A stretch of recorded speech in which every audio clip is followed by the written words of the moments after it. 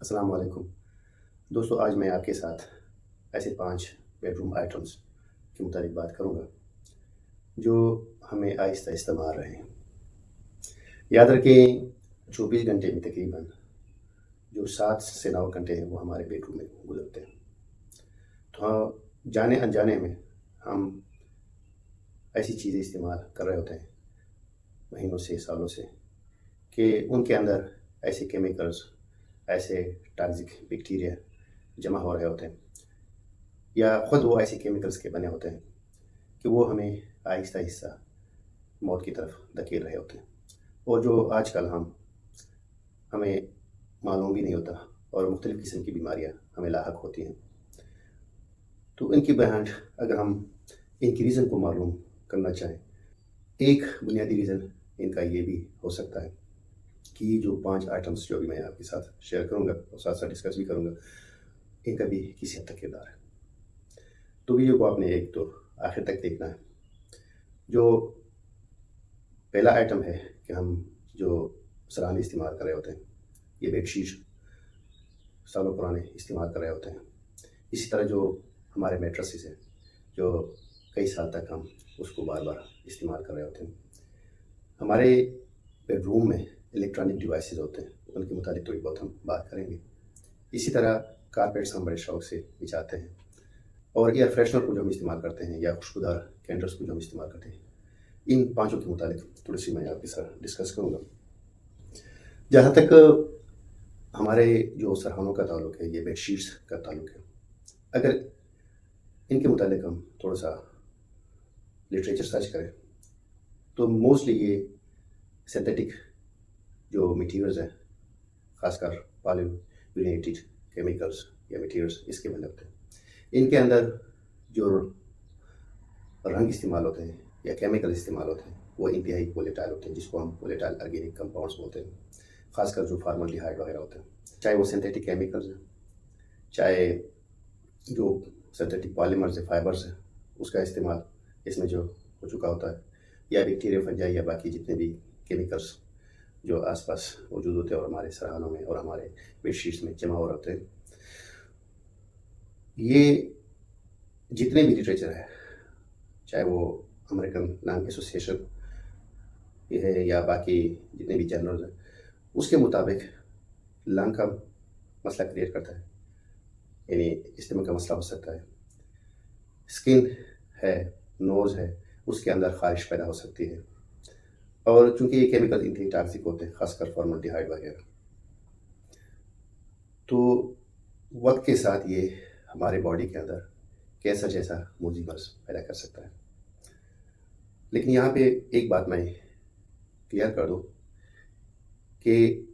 جتنے بھی ہم بیڈ شیٹس استعمال کرتے ہیں، پیلوز استعمال کرتے ہیں، ان کے اندر جو فوم وغیرہ استعمال ہوتا ہے یا کیمیکل استعمال ہوتا ہے، اگرچہ وہ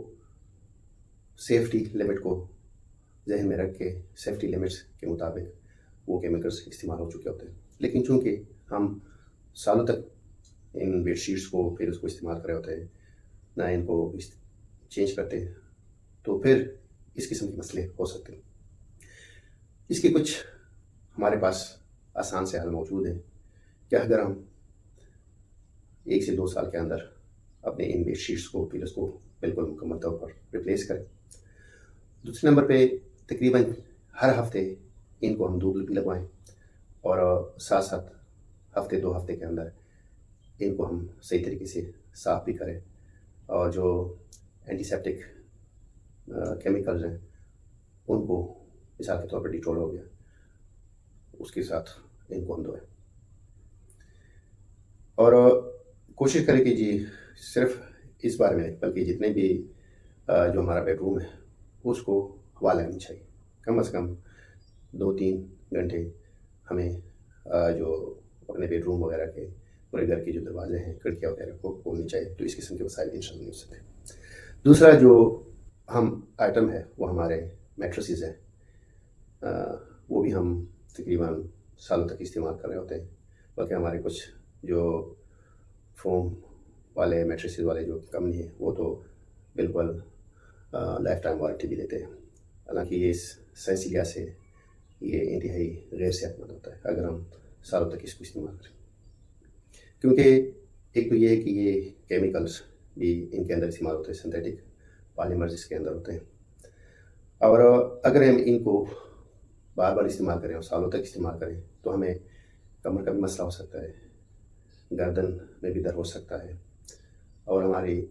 جو نیند ہے وہ بھی متاثر ہو سکتی ہے، جس کی وجہ سے پھر ہمیں جو تھکاوٹ وغیرہ کا احساس ہوتا ہے چاہے ہم جتنے بھی نیند بھی کر لیں۔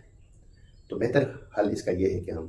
7 سے 10 سال کے بعد ان میٹریسز کو مکمل طور پر ختم کر دیں، اور کوشش کرنی چاہیے کہ ہم اگر روزانہ کے حساب سے نہیں تو ہمیں کم از کم ہفتے کے میں 2-3 دن ان کو دھوپ لگوانی چاہیے۔ اس سے یہ فائدہ ہوگا کہ جو بیکٹیریا وغیرہ ہے یا ان کے اندر کسی حد تک جو نمی وغیرہ اگر جمع ہو چکی ہوتی ہے، جس کی وجہ سے مختلف قسم کے بیکٹیریا کی پروڈکشن بھی ہو سکتی ہے یا فنجائی بھی پیدا ہو سکتی ہے، تو ان قسم کے مسائل کا خاتمہ ہو سکتا ہے۔ تیسرا جو اہم جو آئٹم ہے ہمارے بیڈ روم کا، جس کو ہم نے اپنی زندگی کا ایک ان اوائڈیبل چیز سمجھا ہوا ہے، وہ ہے ہمارے جتنے بھی الیکٹرانک ڈیوائسز ہیں، خاص کر ہمارا جو سیل فون ہے، ٹی وی ہو گئے، یہ جتنے بھی الیکٹرانک گیجٹس ہیں، یہ ہمارے جو سلیپ ہارمون ہے میلاٹونین جس کو ہم بولتے ہیں، اس کو انتہائی حد تک متاثر کرتا ہے۔ یہ الیکٹرانک ڈیوائسز بلو لائٹ کو ایمٹ کرتے ہیں، اور جس کی وجہ سے جو میلاٹونین کی جو پروڈکشن ہے وہ ڈسٹرب ہوتی ہے۔ تو اگر ہم چاہتے ہیں کہ اگر صحیح طریقے سے ہمیں نیند نصیب ہو تو ہمیں گھنٹہ پہلے یہ والے ڈیوائسز مکمل طور پر آف کرنی چاہیے، اور بلو لائٹ کی بجائے ہم ریڈ لائٹ الارم وغیرہ یا بلب وغیرہ صرف لگائیں۔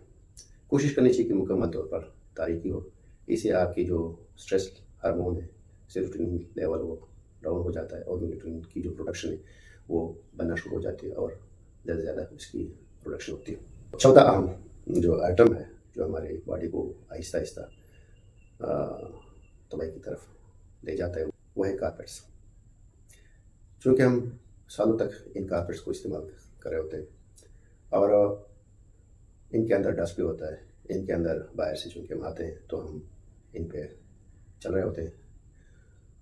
تو بیکٹیریا بھی باہر سے آ سکتے ہیں، باقی مختلف قسم کے میکروبز آ سکتے ہیں، تو وقت کے ساتھ یہ جمع ہو کے ہمارے انڈور ایئر، ہمارے بیڈ روم کا جو ایئر ہے اس کو پلوٹ کر دیتا ہے، اور ہمیں استما کا مسئلہ ہو سکتا ہے، ہمیں اسکن کا مسئلہ ہو سکتا ہے، اور خاص کر اگر یہ سالوں تک چلتا رہے اور ان کارپیٹس کو ہم نے یا تو دھوپ نہیں لگایا، ان کی مکمل طور پر صفائی نہیں کی، یا ان کو مکمل طور پر تبدیل نہیں کیا، تو ہمیں باقی بھی کافی مسائل ہو سکتے ہیں۔ مثال کے طور پر دماغی مسائل ہو سکتے ہیں، لنگ کا پرابلم ہو سکتا ہے،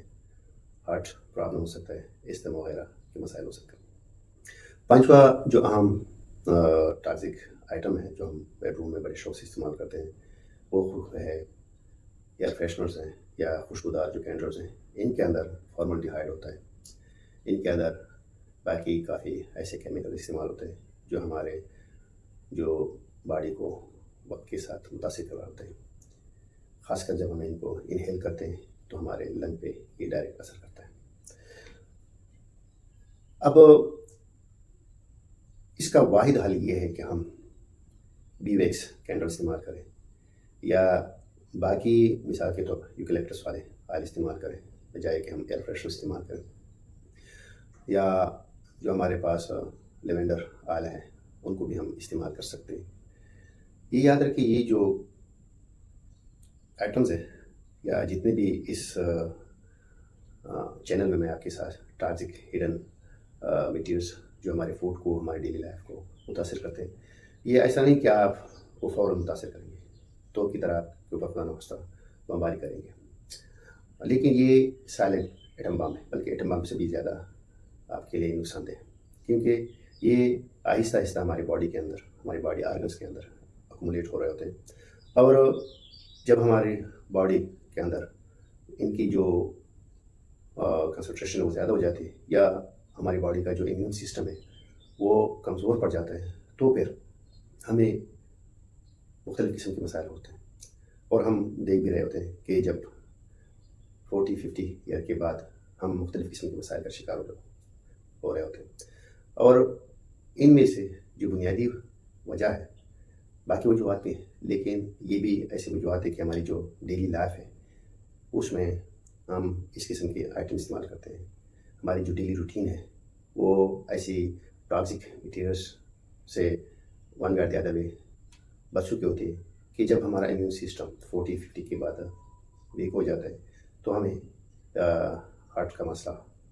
پیش آ جاتا ہے، ہمیں لنگس کا مسئلہ پیش آ جاتا ہے، اور کینسر جیسے مجھے مرض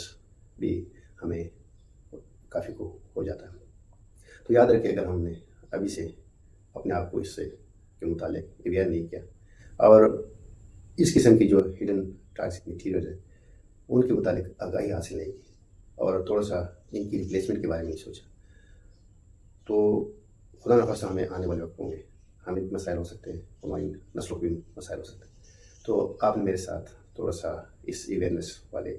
مہم میں میرا ساتھ دینا ہے، اپنے آپ کو بھی اویئر کرنا ہے، دوسروں کے ساتھ بھی یہ والی جو میٹیریلز ہیں، یہ والی ویڈیو آپ نے شیئر کرنی ہے. جزاک اللہ.